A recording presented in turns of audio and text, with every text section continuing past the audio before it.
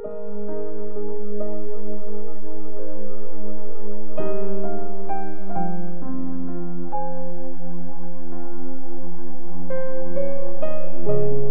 of Songs, Chapter 1. Ito ang pinakamagandang love song na dedicated para kay Solomon. Unang kanta. Babae, pupugin mo ako ng mga kiss mo. Higit pa sa alak ang pag-ibig mo. Ang pabango mo ay sobrang bango. Kasing bango ito ng pangalan mo. Kaya ang mga dalagay in love sa'yo. Isama mo ako, bilisan natin, mahal kong hari. Dalhin mo ako sa kwarto mo. Tayo ay magsasaya, at sa pag-ibig mo'y magpapakaligaya. Ang pagmamahal mo'y masarap pa sa wine, kaya di nakakapagtaka, mahal ka din nila. O mga kababaihan ng Jerusalem, morena ako at maganda. Morenang gaya ng mga tent ng Kedar. Kasing ganda ng mga curtain sa palasyo ni Solomon. Huwag niyo akong laitin dahil sa kulay ng balat ko. Dahil sa sikat ng araw, kaya ako ganito. Nagalit sa akin ang mga kuya ko. Sa kanilang mga ubasan, pinagtrabaho ako. Kaya sarili kong ubasan, napabayaan ko. Sabihin mo sa akin, mahal ko, saan ka nagpapastol ng mga tupa mo? Saan mo sila pinagpapahinga pagtanghali na? Bakit kailangan ko magtago sa mga shepherd na kasama mo? Lalaki, kung di mo alam, o babaeng pinakamaganda sa lahat. Sundan mo lamang ang mga yapak ng mga tupa. Ang mga kambing mo, dun mo rin alagaan, malapit sa mga tent ng mga shepherd. Sobrang ganda mo, aking mahal. Gaya ka ng kabayo ng hari ng Egypt, na grabe ang ganda. Mukha mo'y lalong gumaganda sa suot mong alahas, pati leeg mo'y kumikislap sa suot mong kwintas. Igagawa ka namin ng mga gold na alahas na may silver na design. Babae, habang nakahiga ka, haring mahal ko, amoy ng pabango ko'y kumalat sa buong kwarto. Kasing bango ng mirror ang mahal ko, habang nakahiga sa dibdib ko. Gaya din ng kumpol na bulaklak ang mahal ko. Sa ubasan ng Engedi ay malayang namumukadkad. Lalaki, o mahal kong sobrang ganda, parang sa kalapati ang mapupungay mong mata. Babae, at ikaw naman, sobrang guwapo mo, o mahal ko. Green na damuhan ang higaan natin. Mga sanga ng puno ng cedar ang mga biga ng bahay natin. Cypress tree naman ang kisame natin. Song of Songs, Chapter 2. Isa akong rose ng Sharon, isang lily ng mga valley. Lalaki, ang mahal ko'y gaya ng isang lily sa gitna ng mga tinik, kung i-compare siya sa lahat ng mga babae. Babae, para siyang puno ng mansanas sa gitna ng gubat. Ang ibang lalaki walang binatbat. Gustong gusto kong mag-stay sa lilim niya, at ang kanyang pungay napakasarap sa aking panlasa. Dinala niya ako sa kanyang kwarto ng mga alak, at sa aki pinadama ang tunay na pagmamahal. Nirestro niya ang lakas ko sa bigay niyang tinapay na may pasas. Nirevive niya ako sa mga dala niyang mansanas. Kasi ako'y nanghihina sa pag-ibig niyang wagas. Kaliwa niyang braso ang aking unan, at yakap naman ako ng kanyang kanan. Mga kababaihan ng Jerusalem, mangako kayo sa ngalan ng mga deer at mga hayop na matutulin. Ang aming lambingan, huwag niyo namang istorbohin. Pangalawang kanta. Babae. Makinig kayo, parating na ang mahal ko. Tumatalon siya sa mga bundok at sa mga hills, makapunta lang sa akin. Ang mahal ko ay parang deer, napakaliksi at napakasigla. Nakatayo siya doon sa tabi ng pader namin, sumisilip sa bintana para ako'y makita niya. At sabi ng mahal ko, lalaki, halika o mahal kong sobrang ganda, sumama ka sa akin.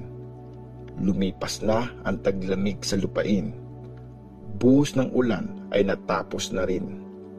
Napuno ang lupa ng magagandang bulaklak. Panahon na ngayon ng kantahan at halakhak. Maririnig sa lupain ang kanta ng mga kalapating nagagalak. Hinog na ang mga bunga ng figs. Namumulaklak na ang mga ubas. Naaamoy na ang bango nila.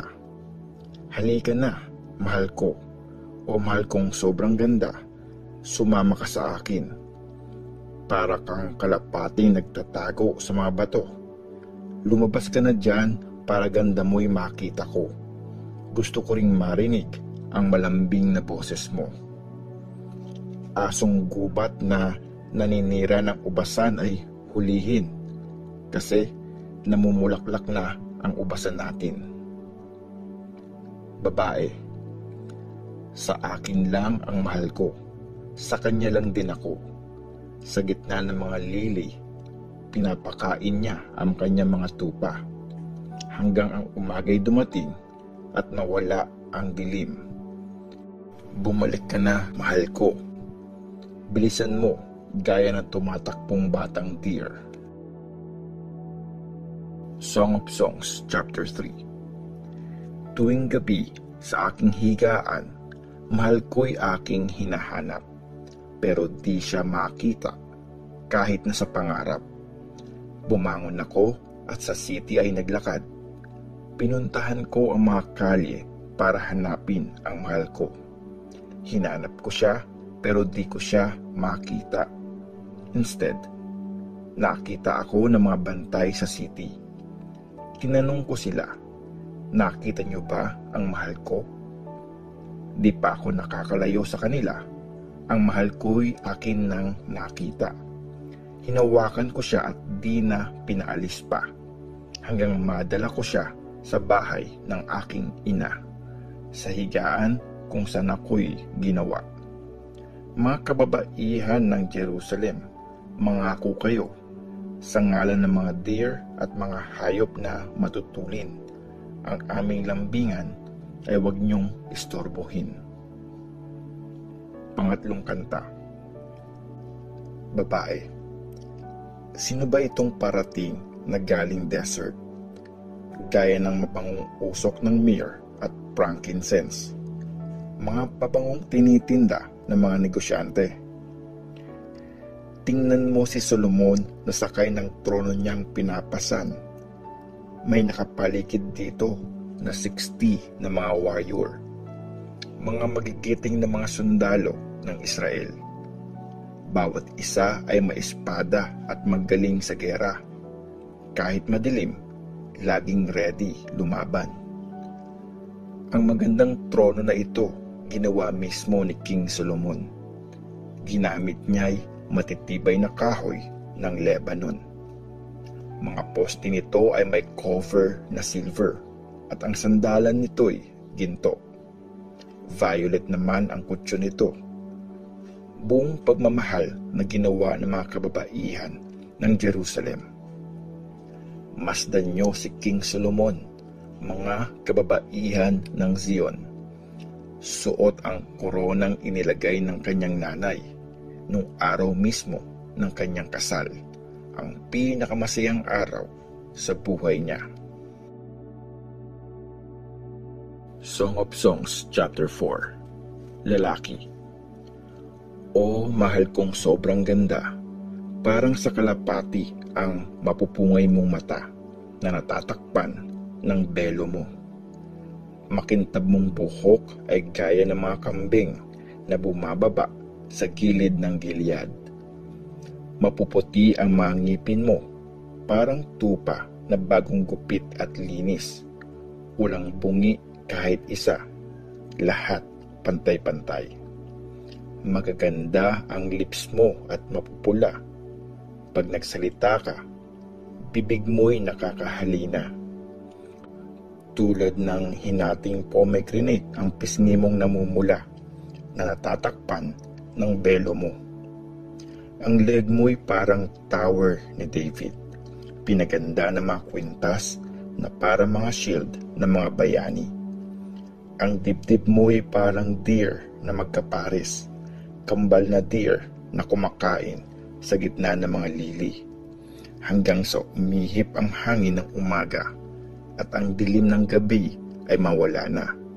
Sa dibdib mo, ako'y mananatili pa, kasi parang bundok ito ng myrrh at bundok ng frankincense. Mahal ko, sobrang ganda mo talaga. Wala nang maipipintas pa. Halika na, aking mahal. Sa akin ay sumama na. Umalis na tayo sa Lebanon at Mount Amana. Iwan mo na ang Mount Senir at Mount Hermon na siyang lungga ng mga leopard at mga lion. Mahal ko, aking sinta, nabihag mo ang puso ko ng mata mong mapang-akit at ng kwintas mong maganda. Mahal ko, aking sinta, sobrang tamis ng pag-ibig mo.